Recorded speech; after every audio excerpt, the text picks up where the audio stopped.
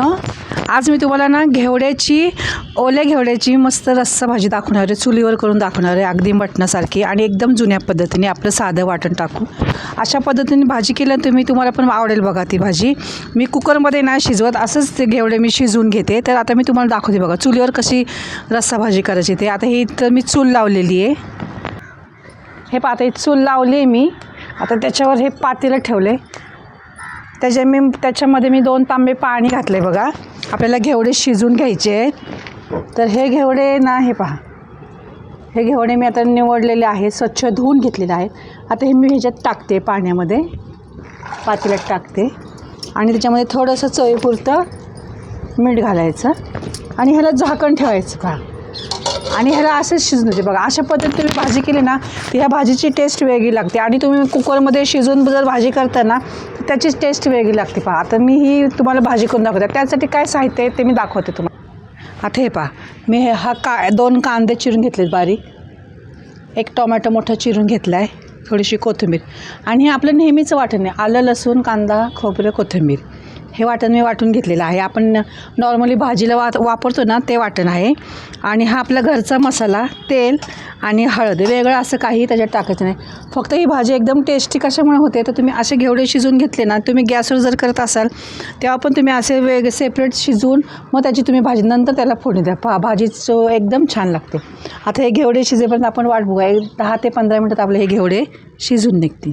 हे बघा, आता आपली भाजी आता शिजती आहे पहा.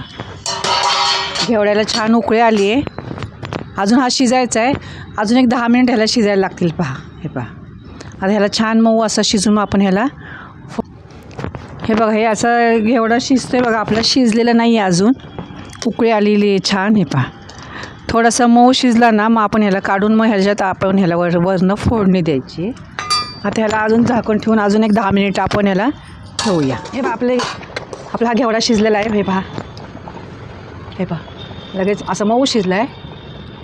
आता ह्याला आपण फोडणी द्यायची आहे. आता मला रस्सा जास्त करायचा आहे म्हणून मी एवढं पाणी टाकलं. तुम्हाला जर कमी रस्सा करायचा असेल तर तुम्ही कमी पाणी टाकू शकता, किंवा लपतपीत घट्ट करायचं असेल तर तुम्ही तसं करू शकता. आता हे मी काढून घेणार आहे आणि ह्याला फोडणी देणार आहे. हे पहा, ह्याच्यामध्ये मी 2 चमचे तेल घालणार आहे. थोडीशी तर्री पण आली पाहिजे ना, म्हणून थोडंसं जास्त तेल घालते. काही टाकत नाही मी, साध्या पद्धतीने ही भाजी करते पहा. ह्याच्यात जी मोहरी वगैरे काही टाकलेलं नाही आहे. आता हे तेल टाकलं की ह्याच्यामध्ये डायरेक्ट मी कांदा टाकणार आहे, एकदम साध्या पद्धतीने, एकदम आणि चवदार. मुलं अशी भाजी खात नाही ना, ह्या पद्धतीने तुम्ही त्यांना करून खायला घाला. एक वेळेस पाहताना अशी भाजी केलेली आवडेल. थोडीशी कोथिंबीर टाकते फोडणीत आणि आता आपण परतून घेऊया. कांदा चांगला लाल करायचा ह्याच्यामध्ये. एकदम गावरान पद्धतीने, याच्यात बाहेरचे मसाले वगैरे काहीही टाकायचे नाही, एकदम साध्या पद्धतीने करायची. अशी भाजी पण फार चवदार लागते बघा.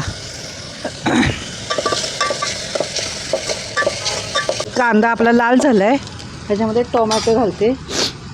टोमॅटो पण परतून घेऊ चांगला आपण.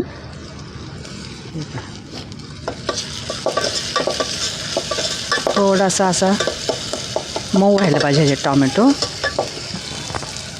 आता आपला कांदा टोमॅटो छान परतून निघाला आहे. आता त्याच्यामध्ये थोडीशी हळद, तुम्ही धणे पावडर पण टाकू शकता. आणि मसाला आपला घरी केलेला मसाला आहे, तिखट तुमच्या आवडीप्रमाणे. नुसतं कांदा परतला तर किती छान वास येते बघा. चुलीवरची भाजी चवीला वेगळीच लागते बघा. आता हे मसाला परतला. आता हे वाटण मी वाटलेलं आहे ना, हे सर्व भाजून वाटलेलं आहे. थोडं वाटण टाकायचं आपल्याला ह्याच्यामध्ये. 2 ते 3 चमचे वाटण टाकलेलं आहे. हे सर्व भाजून परतलेलं आहे. चांगलं भाजून सगळं वाटून घेतलं आहे, मग ह्याला जास्त परतावं नाही लागत. हे पहा,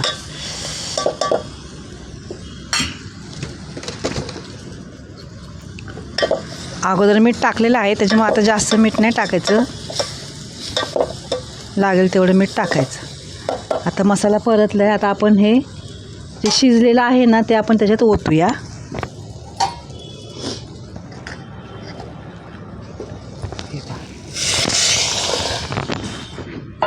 एकदम मस्त. आता ह्याला परत चांगली उकळी येऊन द्यायची. आता ह्याला झाकण ठेवते म्हणजे ह्याला छान उकळी येईल.